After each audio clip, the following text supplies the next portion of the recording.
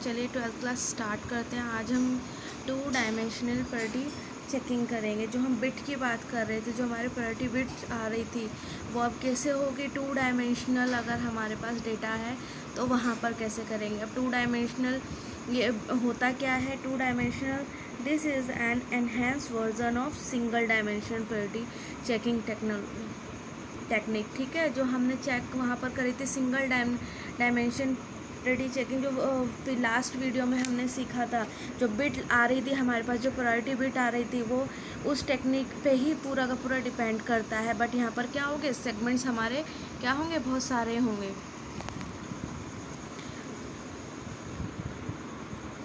ठीक है, this technique work with multiple data until simultaneously. ठीक है, अब हम 2 डायमेंशन की बात कर रहे हैं तो उन्होंने कह दिया दिस टेक्निक, ये टेक्निक हमारी किसके ऊपर काम करेगी, मल्टीपल डेटा जो कि साइमल्टेनियसली कैलकुलेशन करते रहेंगे। This technique work on describe blow, और हम यहाँ पर अब एक एग्जाम्पल के थ्रू समझेंगे। ठीक है, मैं यहाँ पर समझाने की कोशिश कर रही हूँ। ये हमारे सेगमेंट्स हैं, ठीक है, ये हमारे बिट्स हैं।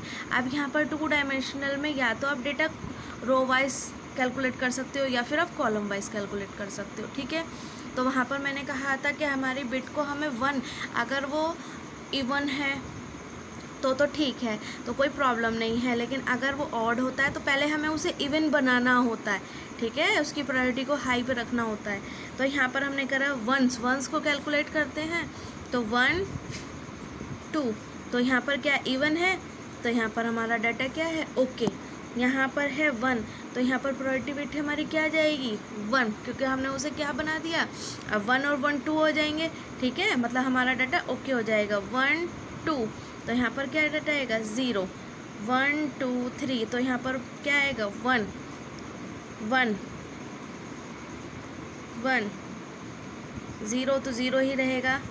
ठीक है, 1 2, तो यहाँ 0। ठीक है, अब यहाँ पर हम बात कर लेते हैं 1 2 3 4, तो यहाँ पर हमारा क्या है, ओके 1, तो यहाँ पर क्या आएगी प्रायोरिटी बिट 1 1 2 3 4, तो क्या आएगी बिट 1 1 2 3, तो यहाँ पर क्या आएगी, सॉरी यहाँ पर 1 2 3 4, तो यहाँ पर तो ओके इवन में है, तो यहाँ हमारा 0 ही रहेगा।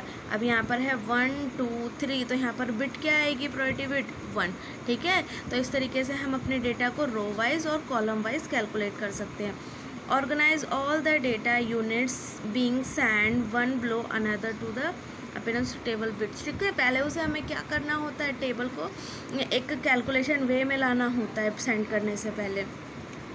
ठीक है, अब वो अभी मैंने आप लोगों को बोला वो कैसे होगा कैलकुलेट। तो जो हमारी प्रायोरिटी चेकिंग हो रही है, प्रायोरिटी बिट चेकिंग हो रही है for each data unit row wise और कॉलम वाइज। ठीक है, या तो रो वाइज हो सकती है या वो कॉलम वाइज हो सकती है। Consider one data unit as a row bit below another as a column. ठीक है, उसके मतलब या तो हम कंसीडर करेंगे उसे रो डेटा, हमारी रो बिट चेक हो रही है, और नहीं तो हमारी कॉलम बिट चेक हो रही है। ठीक है, तो यही एक और एग्जांपल लेके हम यहाँ पर समझ लेते हैं। ठीक है, यहाँ पर देखो ये रो वाइज कैलकुलेशन हुई है और ये हमारी कॉलम वाइज कैलकुलेशन हुई है।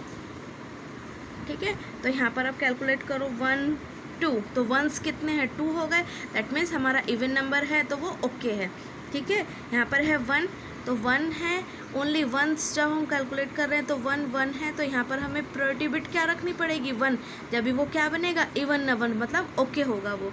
उसके बाद इसी तरीके से यहाँ 2 है तो यहाँ 0 आएगा, 1 2 3, तो 1 1 1 1 1, 0 है तो 0 1 1। ठीक है, यही अभी जो कैलकुलेशन मैंने आप लोगों को ऊपर करके दिखाई वो यहाँ पर ये पूरी सॉल्व वे में दी हुई है।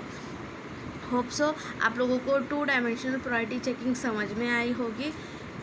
अगर कोई प्रॉब्लम होती है तो आप लोग मुझसे पूछ सकते हैं। Thank you.